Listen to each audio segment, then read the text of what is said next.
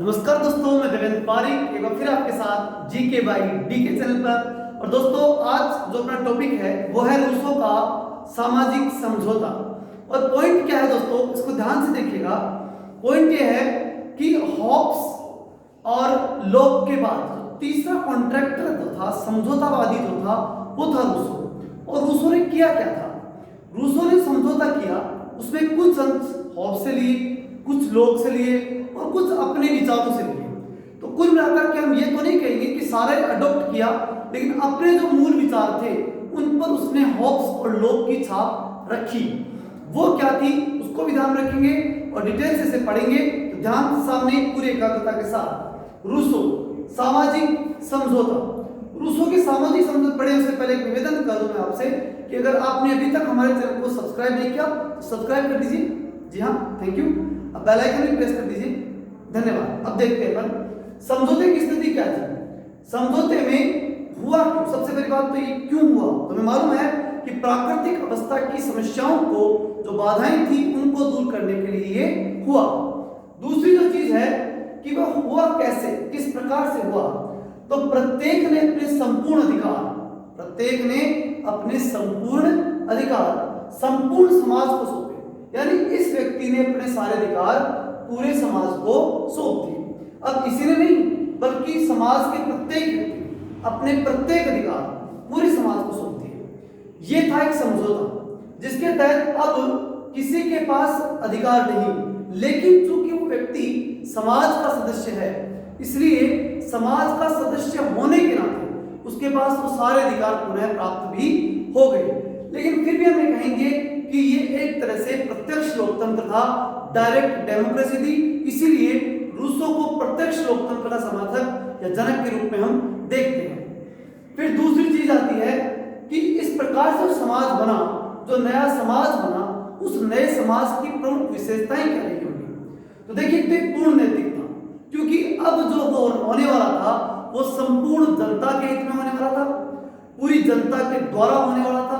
तो इसलिए बहुत ही महत्वपूर्ण बात यह है कि पूर्णतः क्या था? नैतिक। दूसरी चीज, प्रभुत्व संपन्न था, अर्थात इसके ऊपर किसी दूसरे का कोई कंट्रोल नहीं था, किसी प्रकार का कोई नियंत्रण किसी दूसरे व्यक्ति का यहाँ पर नहीं था। अर्थात ये समाज जो था वो पूर्णतः संप्रभु समाज था। फिर तीसरी बात यह आती है इसके अंदर कि जो इस प्रकार से नागरिक समाज बना, यही नागरिक समाज रूसो का राज्य था। मतलब कोई दूसरा शासक नहीं था जिसको हम ये कहें कि नागरिक समाज और शासक को मिलाकर के फिर राज्य निर्मित हो। यही नागरिक समाज और यही क्या बन गया? राज्य। क्योंकि ये खुद ही नागरिक समाज के लोग हैं और खुद ही यहाँ के क्या है? शासक हैं। ठीक है। और इस कारण से इनकी जो महत्वपूर्ण लक्षण हमारे सामने आया वो था सामान्य इच्छा।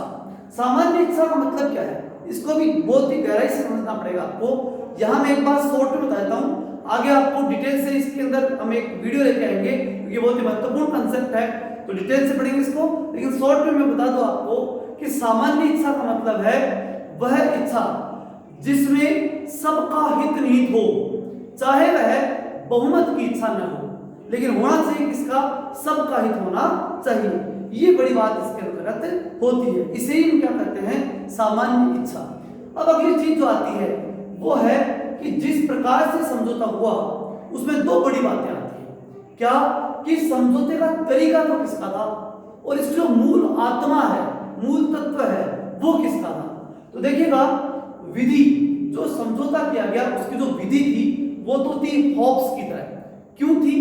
क्योंकि हॉब्स ने ये कहा था कि संपूर्ण जनता अपने संपूर्ण अधिकार समाज को दे देगी, अर्थात त्याग देगी, चाहे वो शासक को दे चाहे समाज को दे, अर्थात वो अधिकार त्यागेगी। इसी प्रकार से रूसो ने भी कहा कि प्रत्येक व्यक्ति अपने अधिकार त्यागेगा। इसलिए इस समझौते की विधि तो क्या हुई? हॉब्स की तरह। और दूसरी बात, मूल तत्व लोक की तरह। वो कैसे हुआ? वो इसलिए हुआ क्योंकि इसका जो उद्देश्य है वो है व्यक्ति को स्वतंत्र करना, सबसे इंपॉर्टेंट बात। और दूसरी बात जो थी वो ये कि यहाँ व्यक्ति का महत्व था, क्योंकि यहाँ कौन शासन करेगा? व्यक्ति, संपूर्ण समाज। इसलिए यहाँ व्यक्तिवाद का कुछ त्रुटि दिखाई देता है, या ये कह सकते हैं कि लोक का जो मूल तत्व है वो कुछ हद तक दिखाई देता है। इसलिए विधि तो किसकी बताएंगे हम, हॉब्स की। ध्यान रखिएगा, इंपॉर्टेंट क्वेश्चन दोनों कि रूसो की जो समझौता था उसके अंदर विधि तो किसकी काम में ली गई, हॉब्स की, और मूल तत्व किसका था, लोक का। और अब आखिरी बात बचती है कि इस समझौते का मूल उद्देश्य क्या था।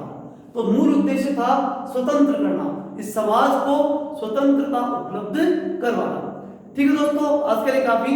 लगातार वीडियो देखते रहने के लिए हमारे चैनल को लाइक करें, शेयर करें, सब्सक्राइब करें, अधिक से अधिक दोस्तों के पास भेजने का प्रयास करें। जय हिंद, जय भारत।